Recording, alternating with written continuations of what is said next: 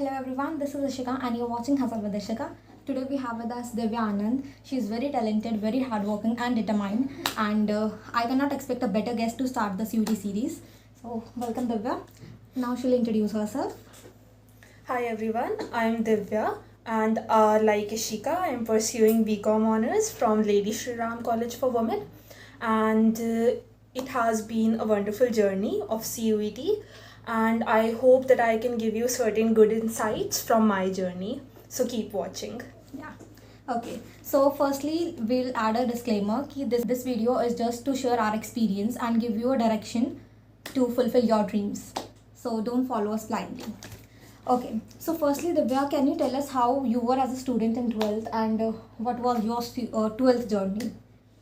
Okay, so in 12th, it's not like I was a good student. I have been a good student.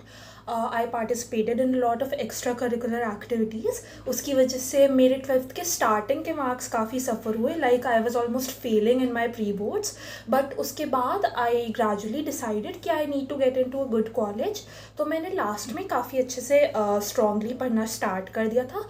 Through out 12th मैं काफ़ी पढ़ती थी, but उसके बाद मैंने बहुत सीरियसली पढ़ना स्टार्ट कर दिया था प्री बोर्ड्स के टाइम में, जो होता है ना हमारा नवंबर दिसंबर वाला टाइम, राइट.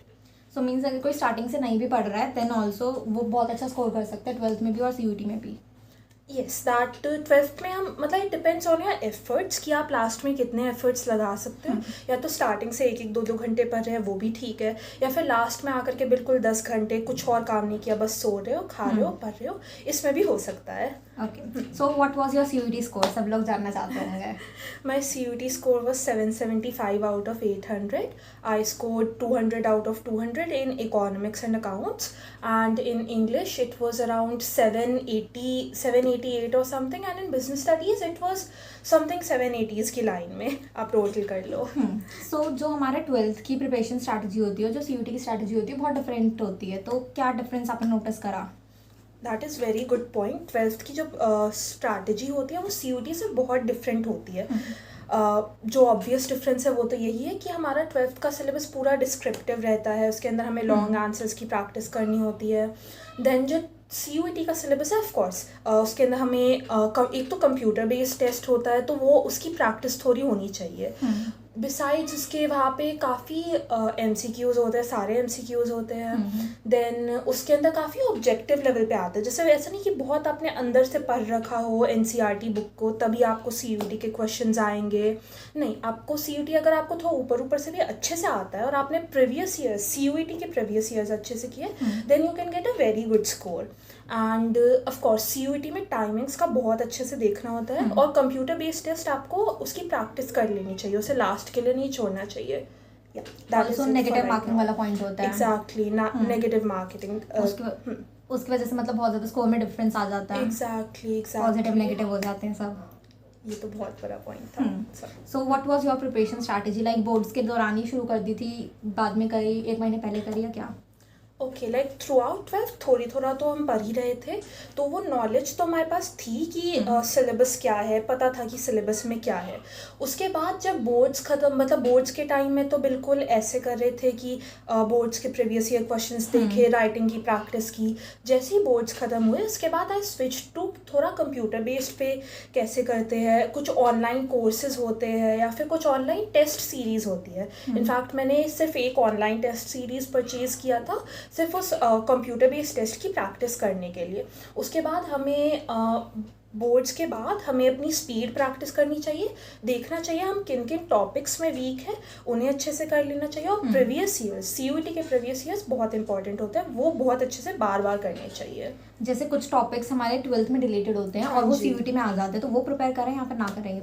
वो ज़रूर प्रिपेयर करना चाहिए, क्योंकि CUET में द थिंग इज़ कि कोई भी सिलेबस या कोई भी वेटेज डिफाइंड नहीं है. क्योंकि बोर्ड्स में हमारे पास हमें पता होता है कि एक बुक हमारी 30 मार्क्स की आती है, दूसरी बुक 50 मार्क्स की आ रही है. जैसे लेकिन हमें CUET में नहीं पता होता। अब जैसे फॉर एग्जांपल अकाउंट्स में हमारे पास 4 बुक्स होती है, एक स्टार्टिंग में पार्टनरशिप, देन एक कंपनी अकाउंट्स, देन लास्ट में एक फाइनेंशियल स्टेटमेंट्स, एंड उसके बाद एक कंप्यूटराइज्ड अकाउंटिंग भी होती है। ये जो कंप्यूटराइज्ड अकाउंटिंग है ये मोस्ट स्कूल में नहीं पढ़ाते 12th में, बट द थिंग इज कि इसके क्वेश्चंस आते हैं हमारे CUET के अंदर, और मैंने देखा प्रीवियस ईयर्स में एटलीस्ट 3-4 क्वेश्चंस आ जाते हैं, और 3-4 क्वेश्चंस को आप छोटा मत समझना, बहुत फर्क पड़ता है एक एक मार्क्स से। एक मार्क्स से आपका कॉलेज चेंज हो सकता है। तो मैंने वो कंप्यूटराइज्ड अकाउंटिंग भी काफ़ी अच्छे से किया था। सो हमने ये देख लिया कि CUET हमें प्रिपेयर कैसे करना है, बट फॉर्म भरेंगे तो ही हम पेपर दे पाएंगे। सो जो हम फॉर्म भरते हैं उसमें हम कोर्स पे प्रेफरेंस रखें या फिर जो हमें कॉलेज चाहिए उसको प्रेफरेंस रखें? ये आपके पर्सनल गोल्स पे डिपेंड करता है और आप किस टाइप के पर्सन हो उस पर डिपेंड करता है। तो मेरे लिए दोनों का थोड़ा मिक्सचर था कि मुझे कॉमर्स ही करना है, एंड मुझे लाइक ऑब्वियसली अच्छा कॉलेज सबको ही चाहिए होता है, सबको ब्रांड नेम चाहिए होता है। तो it completely depends on you कि आपके लिए क्या चीज़ मैटर करती है। अब जैसे मैंने कॉमर्स इसलिए चूज़ किया था क्योंकि मुझे इसी में इंटरेस्ट है एंड मैं फर्दर इसमें प्लेसमेंट लेना चाहती हूँ। लेकिन मेरा अगर ये भी था कि अगर मेरे बहुत कम मार्क्स आएंगे तो फिर मैं कॉलेज को प्रेफरेंस दूंगी और फिर बाद में अपने कोर्स को देखूंगी। जैसे मैंने अपनी प्रेफरेंस लिस्ट में स्टार्टिंग में तो ऑब्वियसली कॉमर्स के सब्जेक्ट्स रखे, बट मैंने अपने लिए, मेरे अच्छे मार्क्स आए थे बट स्टिल मैंने काफ़ी अपनी लंबी प्रेफरेंस लिस्ट बनाई थी, एंड मैंने लास्ट में फिलॉसफी, साइकोलॉजी, सोशियोलॉजी, इन सब के BA कोर्सेज भी डाल दिए थे। तो it completely depends on you, या आपको खुद एनालाइज करना होगा अपने बारे में कि आपको अपना कोर्स देखना है या फिर आपको अपना कॉलेज देखना है। इसका कोई राइट या रॉन्ग आंसर नहीं होता। सो अगर आपने कुछ फेल करते हुए कोई मिस्टेक करी हो जो आप अभी तक भी रिग्रेट करती हो? Not exactly. मैंने अपनी प्रेफरेंस लिस्ट जो बनाई थी मैंने काफ़ी सोच करके, अपने पेरेंट्स से पूछ करके, बाकी सीनियर्स से को देख करके, जो जितना मैं कर सकती थी मैंने उतना बनाया। एंड आपको भी बहुत केयरफुली बनाना चाहिए। हमारी क्लास में बहुत सारे बच्चे हैं ऐसे जिनको रिग्रेट होता है कि उन्होंने गलत प्रेफरेंस लिस्ट बना दी। क्योंकि मतलब एग्जाम्स में हम स्कोर कर लेंगे, वो एक बहुत मतलब मेजर रोल प्ले करता है, बट वो ही हमारी प्रेफरेंस लिस्ट पे भी डिपेंड करता है, क्योंकि लास्ट में 3-4 साल कॉलेज में ही निकालना है। हाँ जी, बिल्कुल सही। क्योंकि हम दोनों गर्ल्स कॉलेज में हैं, तो आपको क्या लगता है कि कोएड कॉलेजेस को प्रेफरेंस देनी चाहिए या फिर गर्ल्स कॉलेज नहीं भरने चाहिए क्या? इट अगेन आपके ऊपर डिपेंड करता है कि आपकी क्या पर्सनालिटी है। काफ़ी सारे बच्चे बहुत परेशान हो जाते हैं कि हम गर्ल्स कॉलेज में हैं, हमारा मेल इंट्रैक्शन नहीं हो रहा। इट्स नॉट अबाउट कि हमें कोई फ्रेंड्स चाहिए। अच्छा, फ्रेंड्स तो ऑब्वियसली चाहिए, we need friends of both the genders, हम सबको जान सके, but it depends on you. मुझे लगा था कि लेडी श्रीराम बहुत अच्छा कॉलेज है एंड इसके लिए मैंने ऑब्वियसली मैं कोएड को प्रेफर करूँगी, लेकिन लेडी श्रीराम बहुत अच्छा कॉलेज है, इसकी प्लेसमेंट्स टॉप नॉच है। दैट्स वाई मैंने लेडी श्रीराम को ये प्रेफरेंस दी कि वुमेंस कॉलेज है, it doesn't matter, it is Lady Shriram. But जो बाकी वुमेंस कॉलेज है जैसे Jesus and Mary college, not to defame anyone, but ये मेरी पर्सनल प्रेफरेंस थी कि मुझे लेडी श्रीराम बहुत अच्छा लगता है। बाकी के वुमेंस कॉलेज को मैंने नहीं डाला था अपनी प्रेफरेंस लिस्ट में। सो आप कोचिंग को प्रेफरेंस दोगे या फिर सेल्फ स्टडी से भी हम CUET क्रैक कर सकते हैं? ओके, कोचिंग के अंदर it depends, again online coaching भी होती है, ऑफलाइन कोचिंग भी होती है। मुझे इतना ज़्यादा ट्यूशन लेने का हैबिट नहीं था, मैंने यूजुअली ट्यूशन कभी नहीं ली, तो आई प्रेफर्ड कि मुझे कोचिंग की ज़रूरत नहीं पड़ेगी। लेकिन जैसे अगर आपके केस में ऐसा है कि आपको अकाउंट्स के कंसेप्ट नहीं समझ में आ रहे हैं या फिर आपको कोई कंसेप्ट नहीं समझ में आता, तो फिर आप 12th की स्टार्टिंग से ही कोचिंग लेने की कोशिश करो।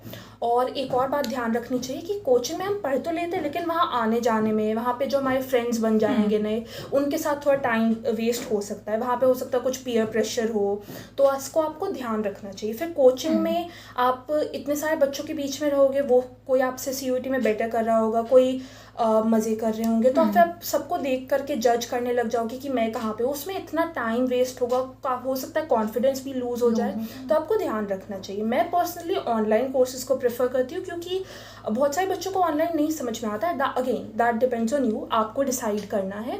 और मैंने लास्ट में ऑनलाइन कोचिंग भी नहीं ली थी, मैंने लास्ट में एक टेस्ट सीरीज़ ली थी। तो आई थिंक ये तो आपको करना ही चाहिए, या तो आप टेस्ट सीरीज़ पेड ले लो, फ्री भी बहुत सारी मिलती है, मैंने काफ़ी फ्री भी की है, तो राइट ये आप कर सकते हो। एंड आपको अगेन अपने आप को थोड़ा सेल्फ इंट्रोस्पेक्शन करना पड़ेगा देखने के लिए कि क्या आपके लिए वर्क कर रहा है। सो जैसे जो हमारे कोर्सेज होते हैं कुछ वो क्रैश कोर्स भी होते हैं। मान लो अगर किसी ने 12th के स्टार्टिंग में नहीं परचेज करा तो वो क्रैश कोर्स भी ले सकते हैं अगर उन्हें कोर्सेज लेने हैं, वरना फिर मैंने खुद ने तो सेल्फ ही करा था। मैंने कोचिंग नहीं ली थी अपने उसमें। सो आपने कुछ ऐसा करा हो जो आपके लिए वर्क करा हो और आपको लगता है कि that is something you need to tell everyone कि ये बहुत एक अच्छा पॉइंट था। राइट जो मेरे लिए वर्क किया दैट वाज कि एक तो मैंने सिर्फ ऑनलाइन में टेस्ट सीरीज ली थी और कंप्यूटर बेस्ड प्रैक्टिस किया था। ये बहुत इंपॉर्टेंट था कि आपको प्रैक्टिस करना आ जाए, क्योंकि बहुत बार सेंटर्स इतने ख़राब होते हैं, आपके घर से कई बार दूर मिल जाते हैं सेंटर्स। बहुत सारी ऐसी प्रॉब्लम आई थी, कभी टाइम में दिक्कत हो जाती है और सिर्फ उस एक दिन की वजह से आपका पूरे साल की मेहनत ख़राब हो सकती है। तो उस दिन का ध्यान रखा करो और उस दिन आपको कंप्यूटर बेस्ड की प्रैक्टिस करनी आनी चाहिए। जब मेरा इंग्लिश का टेस्ट जिस दिन होना था उस दिन मेरा माउस ख़राब था, उस दिन मेरे से ऑप्शंस पे क्लिक ही नहीं हो रहा था, तो उससे भी थोड़ा टाइम लग रहा था। फिर सेंटर में मुझे थोड़ा सा लेट अपना कंप्यूटर मिला था, तो उससे भी थोड़ा सा टाइम वेस्ट हुआ। तो इन सब चीज़ों का आपका ध्यान रखना चाहिए कि आप अपने सेंटर में बहुत जल्दी पहुंच जाओ, जितनी जल्दी हो सके। और आपको अपने कंप्यूटर बेस्ड प्रैक्टिस करनी चाहिए। एक और जो बहुत इंपॉर्टेंट चीज़ जो मैंने फॉलो की कि मैं मैथ्स में थोड़ी वीक थी 12th में, और 12th में जैसे मैंने बताया कि मैं स्टार्टिंग से नहीं पढ़ पाई थी, तो बिजनेस स्टडीज़, इंग्लिश, इकोनॉमिक्स, इनमें काफ़ी थ्योरी पोर्शन होता है। ये सब तो हम लास्ट में कवर कर सकते हैं, लेकिन मैथ्स लास्ट में कवर करना मुश्किल हो जाता है। हमारे कोर्स में बीकॉम ऑनर्स में काफ़ी मैथ्स पढ़नी होती है। मैंने 12th में मैथ्स पढ़ी, मेरे अच्छे मार्क्स आ गए क्योंकि बोर्ड्स का बहुत डिफरेंट होता है। लेकिन सीयूईटी में मैंने मैथ्स की प्रिपरेशन नहीं की, क्योंकि मुझे पता था कि मुझे बीकॉम ऑनर्स ही करना है और बीकॉम ऑनर्स करने के लिए maths is not a compulsory subject. अगर मुझे बीबीए करना होता डीयू से, या फिर मुझे बीए ऑनर्स इकोनॉमिक्स करना होता, तो मैं मैथ्स सोचती। तो इसके अंदर अगेन आपको अपना कोर्स देखना है, अपने सब्जेक्ट्स देखना है। अगेन मैंने जनरल टेस्ट भी नहीं चूज़ किया था, अगेन हो सकता है उसमें मेरा टाइम वेस्ट हो जाता, तो इसलिए मैंने अपना सारा टाइम फोकस कर दिया accounts, English, business studies, economics पे। और मैंने बोर्ड्स के बाद मैथ्स और जनरल टेस्ट को बिल्कुल छोड़ दिया था। जनरल टेस्ट तो मैंने शुरू ही नहीं किया था। हाँ, मीन्स अगर आप जिस भी यूनिवर्सिटी को टारगेट कर रहे हो उसमें देख लो कि उसमें चाहिए जर्नल टेस्ट या नहीं चाहिए। डीयू में नहीं चाहिए होता जर्नल टेस्ट, और मैथ्स डिपेंड करता है उस कोर्स पे जो हम ले रहे हैं। बीकॉम ऑनर्स में नहीं है, किसी और में हो सकता है। ये चीज़ हमें पहले ही देखनी पड़ेगी जब हम फॉर्म भर रहे हैं। सो यूटी के अलावा भी कोई और बैकअप एग्जाम का रखें, जैसे आईपी यूनिवर्सिटी का अलग होता है, तो रखना चाहिए या आपने रखा था? मैंने पर्सनली नहीं रखा था, आईपीयू सेट का मैंने एग्ज़ाम नहीं दिया था। मैंने कुछ कॉलेजेस का दिया था, जैसे डीटीयू, एनएसयूटी, इन सब में हमें बीबीए में एडमिशन ले सकते हैं। ये आपके बोर्ड्स के मार्क्स के थ्रू ही होता है। तो अगेन आपको अच्छे से अपने बैकअप ऑप्शंस भी देख लेने चाहिए कि आपका कहाँ इंटरेस्ट है, आप क्या करना चाहते हो। मेरा था कि या तो मैं इन सब में कर लूँगी, डीटीयू, एनएसयूटी, इनमें भी बीबीए के कोर्सेज़ होते हैं। मैंने पर्सनली आईपीयू का नहीं देखा था। एंड उसके बाद आप डीएसयू एक कॉलेज होता है, आप उसका भी देख सकते हो। उसके अंदर भी काफ़ी सारे प्रोफेशनल कोर्सेज होते हैं। बीबीए भी बहुत सारे टाइप्स के होते हैं, बीकॉम, या फिर आपका कोई और कोर्स है जैसे बीएससी कंप्यूटर साइंस, ये सब भी अच्छे कोर्सेज होते हैं। आप अपने आपको एनालाइज करो कि आप कहाँ कहाँ जा सकते हो। जैसे मुझे पर्सनली आईपीयू के कॉलेजेस इतने अच्छे नहीं लगते, तो मैं इसलिए मैंने आईपीयू का कोई एग्ज़ाम नहीं दिया, मुझे आईपीयू का नहीं देना था, बट बहुत लोग देते हैं। तो right, it depends on you कि आप क्या करना चाहते हो। अच्छे से रिसर्च भी करके रखो and right, that is it. और एक और क्वेश्चन कि मींस जैसे कुछ बच्चों को होता है कि नॉर्थ कैंपस में ही जाना है या फिर साउथ कैंपस में जाना है और ऑफ कैंपस भरते ही नहीं है, तो उन्हें भरना चाहिए या नहीं भरना चाहिए? नहीं, ऐसा नहीं सोचना चाहिए कि नॉर्थ कैंपस ही अच्छा है, साउथ कैंपस अच्छा नहीं है। अब जैसे हमारा कॉलेज साउथ कैंपस का है, बट ड्यू की हाईएस्ट प्लेसमेंट इधर से लगती है। तो इट डिपेंड्स कि आपको क्या चाहिए। नॉर्थ कैंपस में ऑफ कोर्स एक नॉर्थ कैंपस वाली वाइब आती है कि इतने सारे कॉलेज है, इतने सारे बच्चों से आप मिल रहे हो। साउथ कैंपस में कुछ कॉलेजेस साथ में है, कुछ कॉलेजेस बिल्कुल सेपरेट है। तो हमारा कॉलेज बिल्कुल आइसोलेटेड है। एग्जैक्टली, वैसे तो साउथ कैंपस में है बट बिल्कुल आइसोलेटेड है। देन अगेन ऑफ कैंपस के भी कुछ कॉलेजेस बहुत अच्छे होते हैं, जैसे श्री गुरु Govind Singh college for commerce, वो भी बहुत अच्छा है, उसकी भी प्लेसमेंट काफ़ी अच्छी लगती है। वो भी कॉमर्स में टॉप 10, कभी कभी तो टॉप 5 में भी लोग काउंट कर लेते हैं। फिर एक है शहीद सुखदेव कॉलेज, ऑफ कैंपस है बट बहुत अच्छा कॉलेज है।